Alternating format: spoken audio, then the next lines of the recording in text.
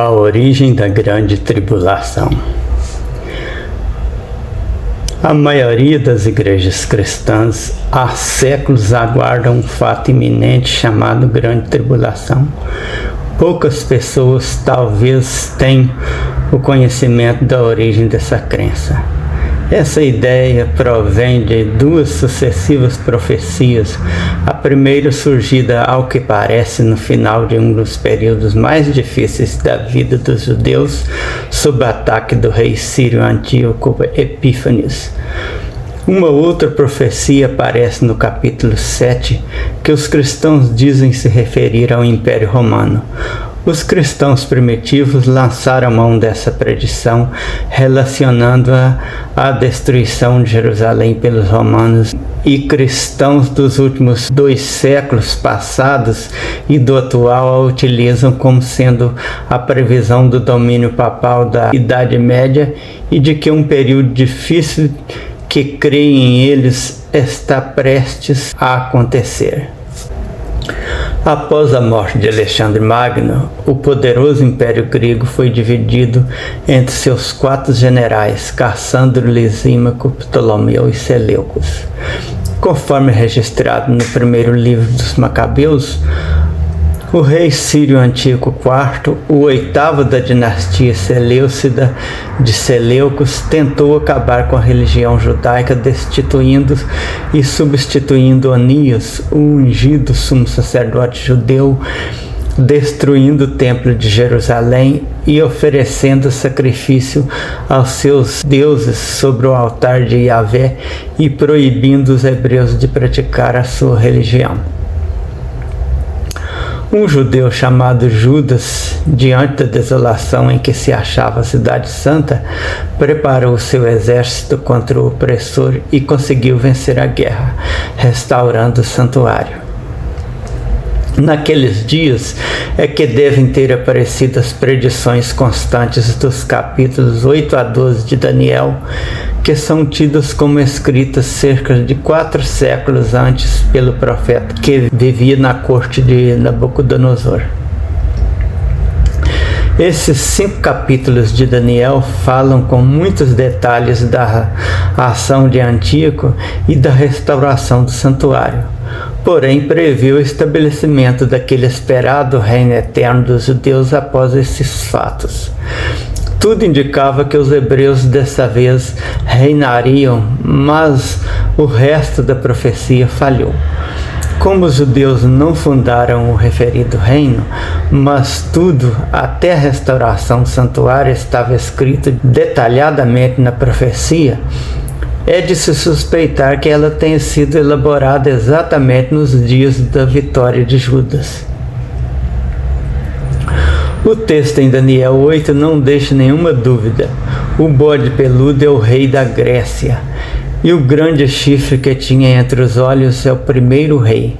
O ter sido quebrado, levantando-se 4 em lugar dele, significa que 4 reinos se levantarão da mesma nação, porém não com força dele. Daniel 8, versículos 21 e 22.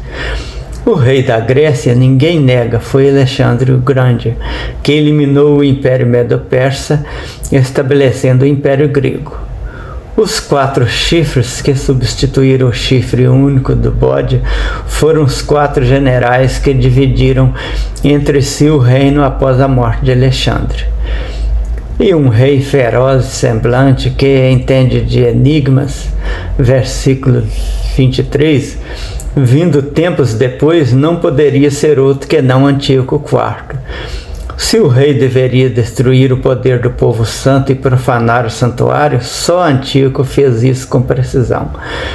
Vencida a guerra por Judas Macabeu, o santuário foi restaurado.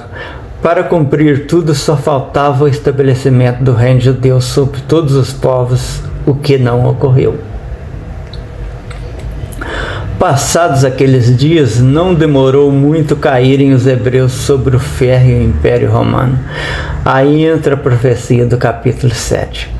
O capítulo 7 de Daniel fala de um período de destruição do poder do povo santo, muito semelhante ao que consta do capítulo 8. Todavia, o agente autor do assolamento já seria alguém procedente de um império poderoso, simbolizado por um animal terrível, de 10 chifres com dentes de ferro, que os cristãos dizem ser o Império Romano. No final desse tempo de sofrimento, à semelhança da predição do capítulo 8, deveria vir o reino eterno do povo de Yahvé.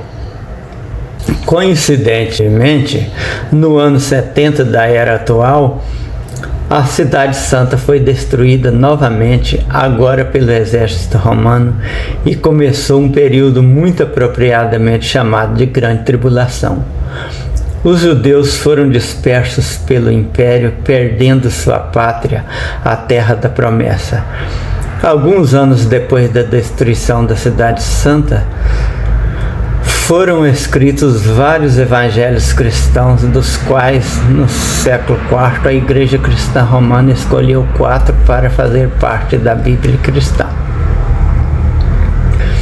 Nos evangelhos de Mateus e de Lucas, consta Jesus, o Messias dos cristãos, ter avisado aos seus seguidores sobre a destruição da cidade, dizendo ser o abominável da desolação de que falou o profeta Daniel. Mateus 24, versículo 15. Pela 4ª vez estava a promessa do reino. Logo depois da tribulação daqueles dias, escurecerá o sol e a lua não dará sua luz. As estrelas cairão do céu e os poderes do céu serão abalados.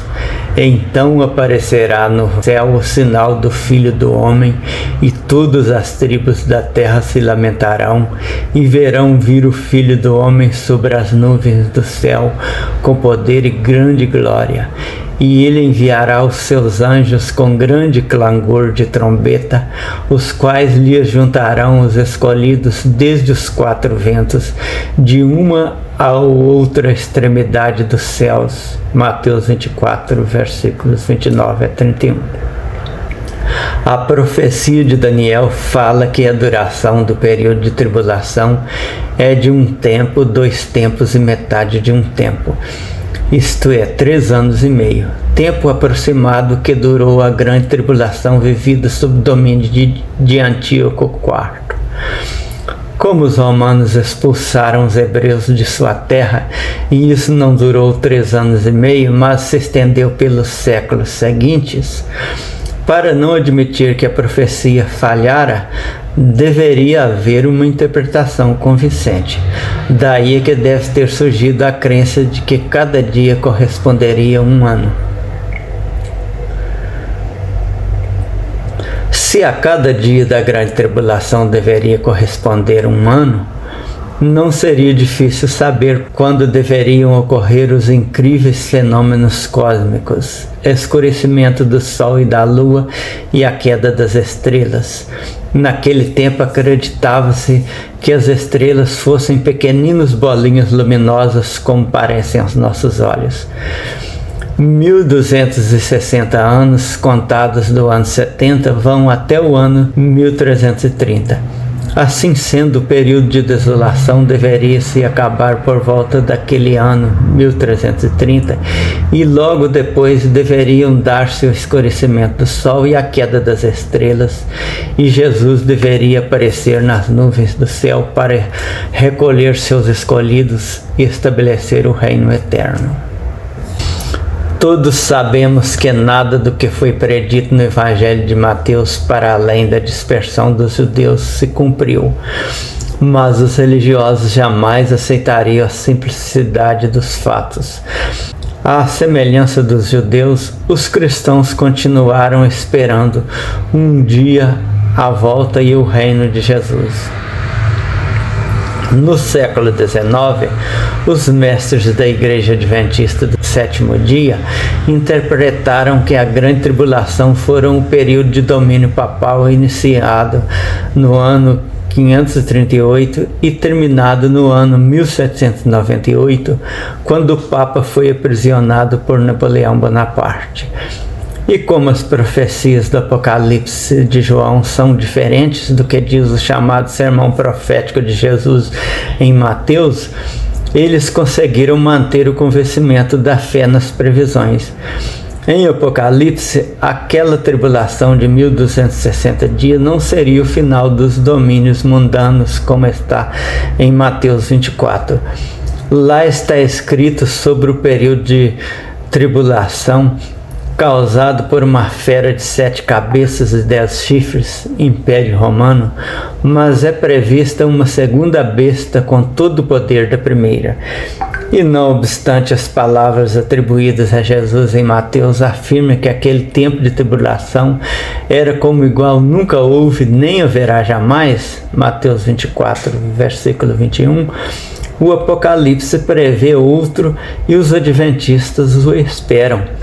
Os cristãos evangélicos também, desde o século passado, até já marcaram datas muito próximas para ocorrer a grande tribulação, que eles acreditam deverá durar 3 anos e meio.